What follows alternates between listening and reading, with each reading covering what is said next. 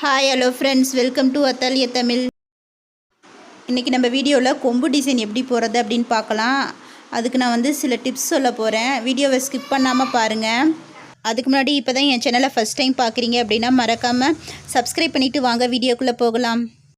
நம்ம ஏற்கனவே loaded stitch போட்டிருக்கோம். அதை பேஸ் பண்ணி தான் இந்த கொம்பு டிசைன் போட போகிறேன். நான் கீழே டிஸ்கிரிப்ஷனில் லிங்க் கொடுக்குறேன், லோடட் ஸ்டிச் எப்படி போடுறது அப்படின்ட்டு. இப்போ ஃபஸ்ட்டு டிப் பார்க்கலாம். நம்ம எப்பயும் லோடட் ஸ்டிச் இந்த மாதிரி எந்த ஸ்டிச் போகிறதா இருந்தாலும் நீங்கள் கிளாத்தை நல்லா டைட்டாக ஃப்ரேமில் ஃபிக்ஸ் பண்ணிக்கணும்.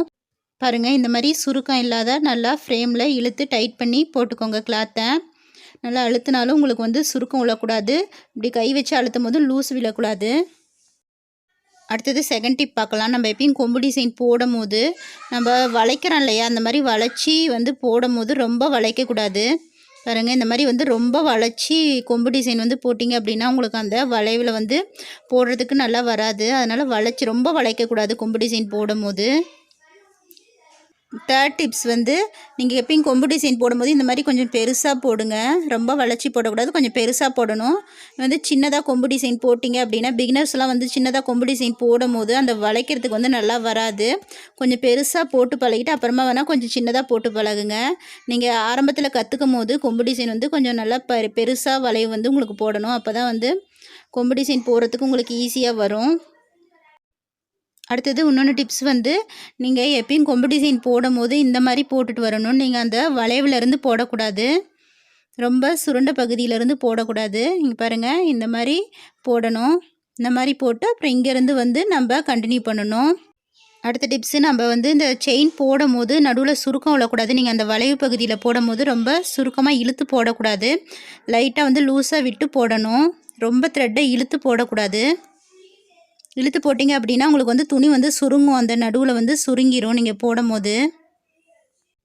அடுத்தது செயின் போட்டாச்சு. செயின் போட்டுட்டு இங்கே பாருங்கள், இப்போ இந்த செயினை ஒட்டியே நம்ம ஸ்டிச்சஸ் போடணும்.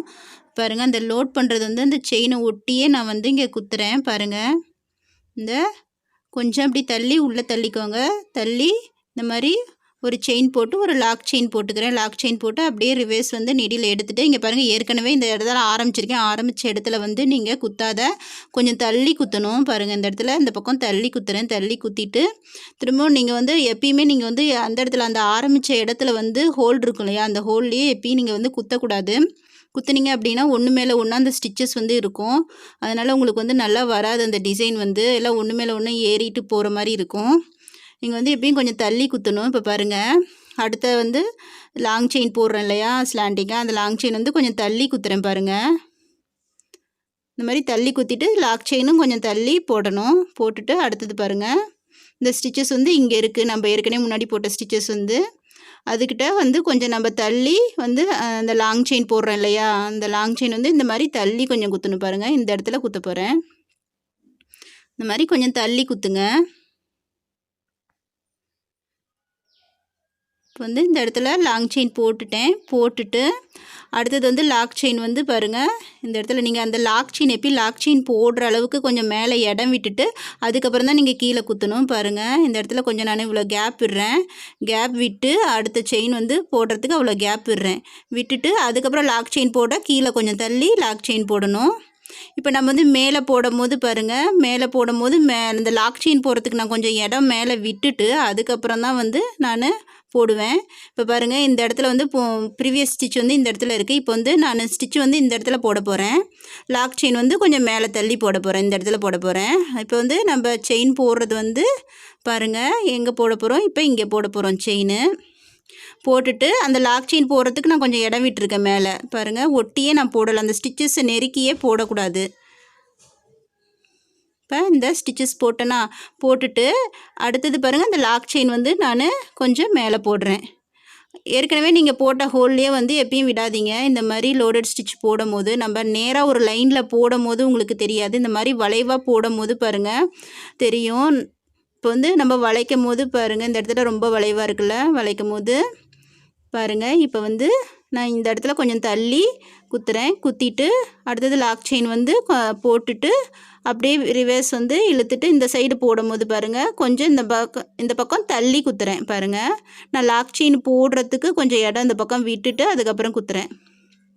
பாருங்கள் இப்போ வந்து இங்கே வந்து ஸ்டிச் போட போகிறேன். போட்டுட்டு மேலே தள்ளி லாக் செயின் போட போகிறேன். நீங்கள் வந்து இந்த லோடட் போடும்போது பாருங்கள் அந்த நல்லா வரி வரியாக தெரியும் பாருங்கள். அந்த மாதிரி நல்லா வரி வரியாக தெரிகிற மாதிரி அந்த கவனிச்சிக்கிட்டே போட்டிங்க அப்படின்னா உங்களுக்கு கரெக்டாக வந்துடும். அடுத்தது நீங்கள் உள் சைடு செயின் போடும் போதும் அந்த நம்ம செயின் போட்டிருக்கோம்ல அதை ஒட்டியே போடணும். வெளி சைடு போடும் போதும் பாருங்கள் அதை ஒட்டியே போட்டுவாங்க. நம்ம அந்த வலைக்கு வந்து ஒட்டியே போடணும். பாருங்கள் நான் உள்ளார வந்து அந்த ஸ்டிச்சஸ் செயின் போட்டிருக்கிறத ஒட்டியே போடுறேன். மேலேயும் பாருங்கள் அது வந்து கொஞ்சம் தள்ளி போட்டுறக்கூடாது. தள்ளி போட்டிங்க அப்படின்னா பெருசாயிரும். சின்னதாக ஃபஸ்ட்டு வந்து சின்னதாக இருந்துட்டு அப்படியே விரிஞ்சிக்கிட்டே போகிற மாதிரி ஆயிரும். அதனால் கரெக்டாக உங்கள் வாட்டத்துக்கு ஏற்ற மாதிரி நீங்கள் வந்து ஃப்ரேமை திருப்பி கூட போடலாம். கரெக்டாக வந்து போடணும். பாருங்கள் இந்த மாதிரி அந்த மெலிஸுக்கே நீங்கள் வந்து போட்டுகிட்டே வரணும். எப்பயும் அந்த லாக் செயின் போடுறதுக்கு மேலே கொஞ்சம் இடம் விட்டுட்டு அதுக்கப்புறம் வந்து போடணும். பாருங்கள் இந்த வரி வரியாக தெரியுது பாருங்கள். இப்படி பாருங்கள் இந்த மாதிரி வரி வரியாக தெரிகிற மாதிரி வரணும். நம்ம நேராக லோடட் போடும்போது இந்த மாதிரி தெரியாது. இந்த மாதிரி வளைச்சி போடும் போது உங்களுக்கு வந்து தெரியும். அதே மாதிரி லீஃப் ஃபில்லிங் இந்த மாதிரி போடும் போதும் வந்து இந்த மாதிரி வரி வரியாக தெரியும். இந்த மாதிரி வரி வரியாக தெரிஞ்சால் அழகாக இருக்கும் நீங்கள் இந்த வளைவாக போடும் போது. பாருங்கள் நான் வந்து அந்த லாக் செயின் போடுறதுக்கு கொஞ்சம் இடம் விட்டுட்டு அதுக்கப்புறம் தான் நான் வந்து போடுறேன்.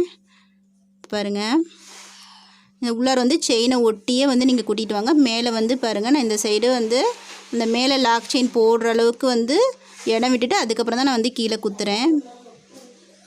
பாருங்கள் செயினை ஒட்டியே வந்து நீங்கள் அந்த வளைவில் வந்து நல்லா ஒட்டியே போட்டு வந்தால் தான் உங்களுக்கு வந்து அந்த கரெக்டாக அந்த வளைவு வந்து உங்களுக்கு நல்லா ஷார்ப்பாக வந்து தெரியும். நீங்கள் வந்து ரொம்ப நெருக்கமாகவும் ஸ்டிச்சஸ் வந்து போட்டுறக்கூடாது. எல்லாம் வந்து ஒரே அளவாக இருக்க மாதிரி போட்டிங்க அப்படின்னா உங்களுக்கு கரெக்டாக வரும். நீங்கள் வந்து அடிக்கடி போட்டு நல்லா ப்ராக்டிஸ் பண்ணுங்கள். ப்ராக்டிஸ் பண்ண உங்களுக்கு வந்து அது எப்படின்னு உங்களுக்கே வந்து தெரியும். கொம்பு டிசைன் வந்து போடுறது அவ்வளோ ஒன்றும் கஷ்டம் இல்லை. ரொம்ப ஈஸியாக போட்டுடலாம். ஒரு 2-3 டைம் ப்ராக்டிஸ் பண்ணிங்க அப்படின்னா உங்களுக்கு வந்து அது எப்படி போடுறது அப்படின்னு வந்து உங்களுக்கே தெரிஞ்சிடும். நீங்கள் வந்து உள்ளார செயின் போட்டு தான் போடணும். செயின் போடாத வெறும் கோடு போட்டு போட்டிங்க அப்படின்னா உங்களுக்கு வந்து அது சரியாக வராது. அதனால் எப்பயும் இந்த லோடட் ஸ்டிச் போடும்போது செயின் போட்டு போடுங்க. இந்த கொம்பு டிசைனுக்கெலாம் வந்து செயின் போட்டு போடணும்.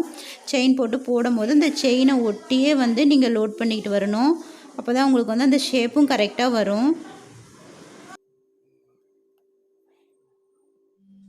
அவ்வளோதான், இப்போ முடிச்சாச்சு. நம்ம நாட் போட்டுக்கலாம். நம்ம வந்து லோட் ஸ்டிச் முடிப்போம்ல அதே மாதிரி தான் இதுவும் வந்து முடிக்கணும். அப்படியே கீழே வந்து வர அப்படியே சின்னதாக்கிட்டு போகணும். அந்த லோட் பண்ணுறது வந்து செயின் வந்து கொஞ்சம் சின்னதாக்கிட்டு போய் முடிக்கணும். இப்போ நாட் போட்டு முடிச்சாச்சு, அவ்வளோதான். இதே மாதிரி இந்த சைடும் வந்து வளைச்சி போட்டு பார்க்கலாம். நீங்கள் பாருங்கள் இப்போ இந்த சைடு போடுவோம். இந்த சைடு இருந்து போடும் போதும் பாருங்கள் நீங்கள் வந்து இங்கேருந்து தான் ஆரம்பிக்கணும். அந்த வளைவு பகுதியிலேருந்து ஆரம்பிக்கக்கூடாது.